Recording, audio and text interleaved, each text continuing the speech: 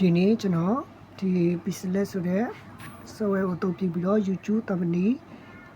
design ဆွဲနေကျွန်တော်မျှဝေပေးမယ်ဆိုတော့ပထမအဆုံးပုံချမ်းကိုဒီမှာရှာပေါ့နော်ဒီ browser ထဲမှာရှိတဲ့လိုချင်တဲ့ပုံချမ်းလေးအဲ့မှာရှာပေါ့နော်ဒီမှာ set ဆိုတာလေးကိုရှာချင်တဲ့ပုံချမ်းလေးဒီမှာရှာလို့ရတယ်ကိုရှိတယ်နော်ဒီမှာ phone repair phone ပြင်တဲ့ဥစ္စာစီဒီမှာအများကြီးရှိတယ်နော်ကိုလိုချင်တာရှာလို့ရတယ်ဒီမှာချိန်နေတဲ့ဒီမှာဆက်32 download image ဆိုတာရှိတယ်အဲ့ဒါလေးနဲ့ဒါစီဒီမှာ image download ပြီးပြီเนาะဒါစီရပြီเนาะကိုလိုချင်တဲ့အဲ့မှာရှာပြီးကျွန်တော်တို့ software ဒီ Pixelate software တွေကိုကျွန်တော်တို့ဝင်မယ် design ဆိုပြီးကျွန်တော်တို့ဝင်လိုက်မယ်ပြီးဒီဘက်မှာเนาะဒီဘက်မှာကျွန်တော် image site လေးဆိုတာလေးရှိတယ်เนาะဆိုတော့ image site စရာလေးဝင်မယ်ပြီးဒီ custom ကိုနှိပ်လိုက်တာနဲ့ဒီမှာအချိုးလေးရှိတယ်เนาะ site ကိုလိုချင်တဲ့ site တွေ software ထဲမှာ auto ပါတာလေးရှိတယ်ဒီမှာကျွန်တော်တို့ကဒီ YouTube thumbnail ကို design ဆိုတော့ဒီ YouTube thumbnail ဆိုတာလေးနှိပ်လိုက်ဒါဆိုဒီ thumbnail site လေးရလာပြီပေါ့เนาะဆိုတော့ဒီ new text ဆိုတာလေးကျွန်တော်ခဏဖြောက်လိုက်မယ်ပြီးကျွန်တော်တို့ဒီ background ကိုကျွန်တော်တို့အဖြူအောင်ထားလိုက်မယ်เนาะအဖြူအောင်ကျွန်တော်ထားလိုက်မယ်ပြီးကျွန်တော်တို့ဒီအရှိမကျွန်တော်တို့ဒီ background အရှိမကျွန်တော်တို့ပို့လို့ကိုကျွန်တော်ထည့်လိုက်မယ်နော်ဘာထည့်မလဲဆိုတော့ဒီပုံလေးထည့်လိုက်မယ်နော် site အပြည့်ထားလိုက်မယ်နော် site ပြည့်ထားလိုက်မယ်ဆိုတော့ချိန်နေတာပေါ့နော်ပြီးကျွန်တော်တို့ဒီမှာတော့လေးနှိပ်ထားတာချိန်တော့အဆင်ပြေပြီပေါ့နော်ပြီးဒီမှာဒါလေးနှိပ်ပြီးသူ့ကိုနည်းနည်းလေး opacity နည်းနည်း short လိုက်မယ်ဖြော့လေးเนาะပြီးတော့ရေးစားပုံစံမျိုးပေါ့เนาะအဲ့လိုတွေထားလိုက်မယ်ပြီးနောက်ထပ်ကျွန်တော်တို့ပုံတွေထည့်မယ်ဒီကောင်လေးထည့်လိုက်မယ်เนาะဒီကောင်လေးထည့်လိုက်မယ်ပြီးဒီမှာဒီလိုမျိုးထည့်လိုက်မယ်ပြီး stone လေးတို့ကျွန်တော်တို့အနက်ရလေးကျွန်တော်ထည့်လိုက်မယ်โอเคဒီကိုလိုချစ်တဲ့အနေထားရပြီစီကျွန်တော်တို့ top ပုံစံလေးကိုနှိပ်တာเนาะဒါမှငိုရွေ့ဒီရွေ့တွေဖြစ်ကုန်ရဲ့ပုံထပ်မယ်ကျွန်တော်တို့ထပ်ချင်တဲ့ design ပုံတွေထပ်လို့ရတယ်เนาะကျွန်တော်ထပ်ထည့်မယ်ဒီပုံလေးကျွန်တော်ထည့်မယ် okay ဝိုင်းနေချိုးလိုက်မယ်ပြီး stone လေးကျွန်တော်ထည့်လိုက်မယ်ဒီလိုကျွန်တော်အနည်းပဲထည့်လိုက်မယ်ဒီမှာကျွန်တော်တို့ရွှေ့ချီဒီမှာရွှေ့လို့ရတယ်ရွှေ့တာနည်းနည်းချိန်ကြီးပြီးဆိုရင်တော့ကျွန်တော်တို့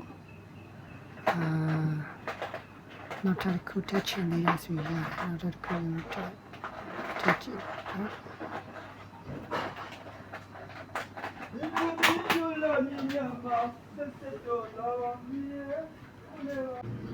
ော်တကောင်လေးထည့်လိုက်မယ်ဒါလေးထည့်လိုက်မယ်သူ့ကိုလည်းကျွန်တော်တို့ဒီစတိုးလေးထည့်လိုက်မယ်เนาะဒါမှတော့မြင်သာထင်သာလေးရှိအောင်လို့เนาะ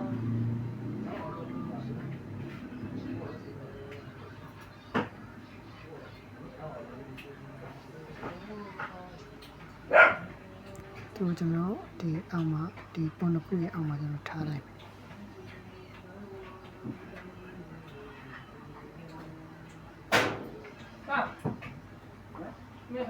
到那边我觉得也不嘛，这。လုပ်ချင်တယ်နော်โอเคဒါစီဒီလိုလေးရလာ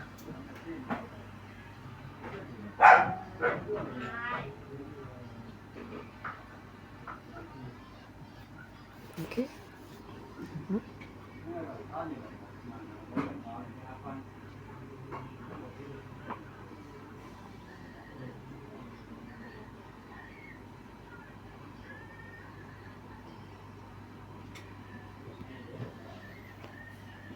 ကျွန်တော်တို့ကြိုက်ပြီးစီကျွန်တော် လော်လေးချက်ထားလိုက်ပြီးကျွန်တော်တို့စာလေးတွေထည့်မယ်ကျွန်တော်ဒီမှာ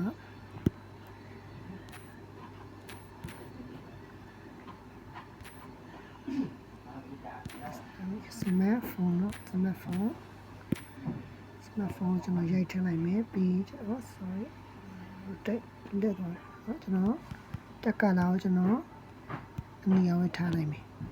ပြီး font size နဲ့ချိန်လိုက်မယ်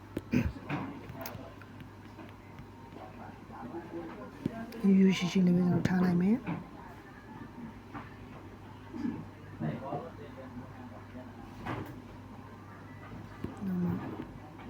နော်ချိန်ရပါတော့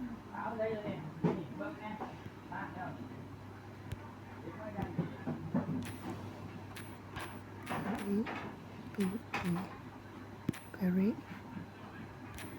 DUB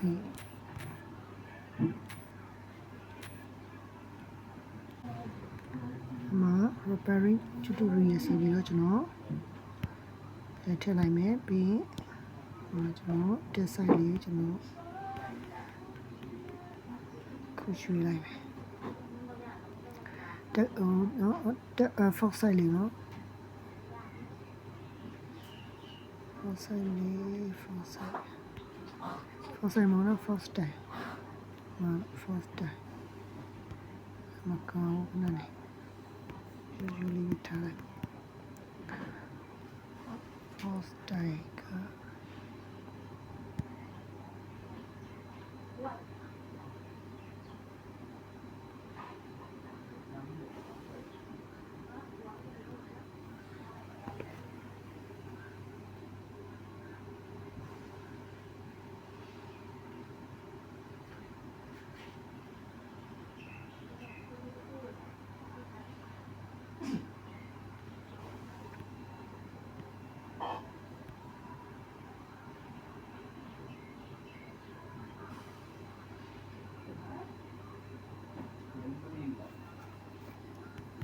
ဆိုတော့နိုင်ချီကောင်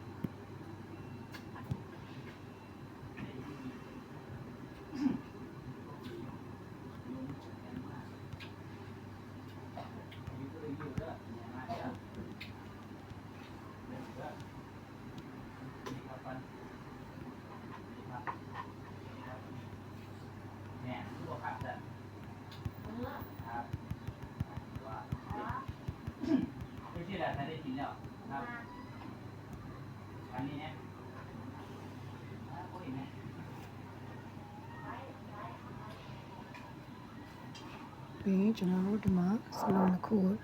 ခုတည်းပြပေါင်းလိုက်မယ်နော်စီပေါင်းလိုက်ပြီဒီမှာစီကျွန်တော်တို့ဒီမှာရွှေ့လိုက်တဲ့အခါတစ်ခုစလုံးရွှေ့လို့ရတယ်တူရီ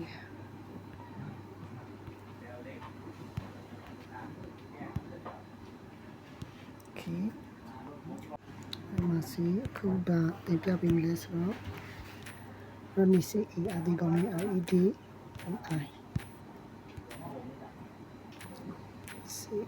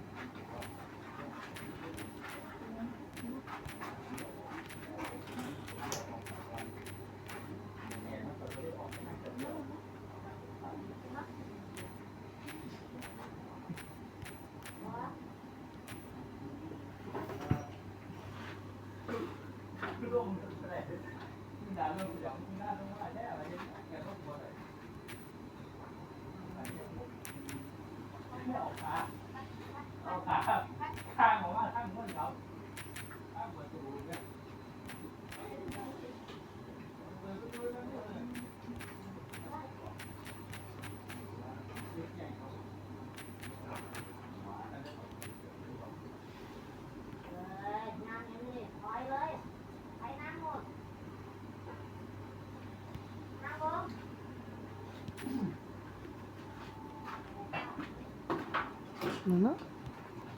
ဒီအလဲ sorry တဲ့အလဲထားလိုက်မယ်ပြီးကျွန်တော်တို့ဒီစာကိုမြင်တာဒေတာကြည့်ကျွန်တော်တို့ဘဝရောက်လေးထားမယ်ပြီးသူရဲ့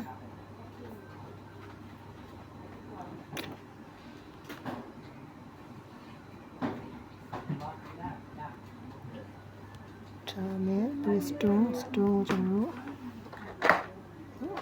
stone လေးထည့်လိုက်မယ်ဒီမှာဆက်ကျွန်တော်ချက်လို့ရ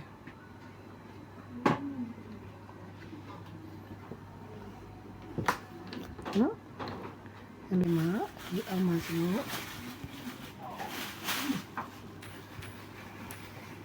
တော်ရှုတော့မီလေး YouTube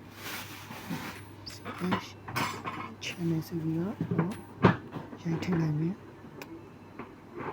ပြီးရင်ဒီအောက်မှာထားလိုက်မယ်အစမှာထားလိုက်မယ်ကျွန်တော်တက်ကာလာလေးချေးလိုက်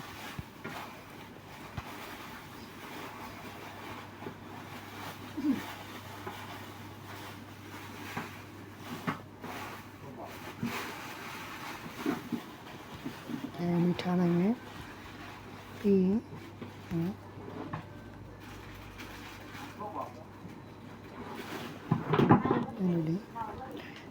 ဒါစီတော့ဒီလော်လေးကိုချမယ်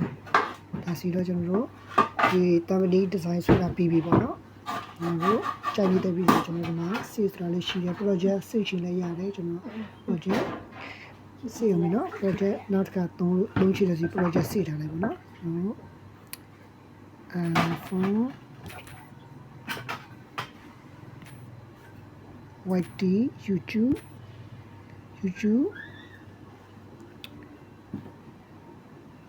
phone ပေါ့နော် phone အတွက်ပေါ့နော် YouTube phone ဆိုပြီးကျွန်တော်အဲ့လိုအတူကောက်လေးရေးလိုက်မယ်အဲ့ဒီကျွန်တော် project ပြီးကျွန်တော်ဒါ image save custom နှိပ်လိုက်ပြီးအောက်ဆိုကဒီကောက်လေးကိုနော်အောက်ဆိုနှိပ်လိုက်ပြီးစစ်တူကလိုက်ပြီးဆိုနှိပ်လိုက်ဒါဆိုတော့ကျွန်တော် grade ရေးရောက်သွားပြီပေါ့နော်ခုနကကျွန်တော်တို့ဆိုလိုက် design ကကျွန်တော်တို့ဟိုရဲ့ကလိုက်ရေးကိုရောက်သွားပြီပေါ့နော်ဒါဆိုကျွန်တော်တို့ YouTube ရဲ့ thumbnail design ရပြီးပြီပေါ့နော်ဗီဒီယိုတင်လို့ရပြီပေါ့နော်โอเคဒီနေ့ဒီလောက်ပါပြီနော်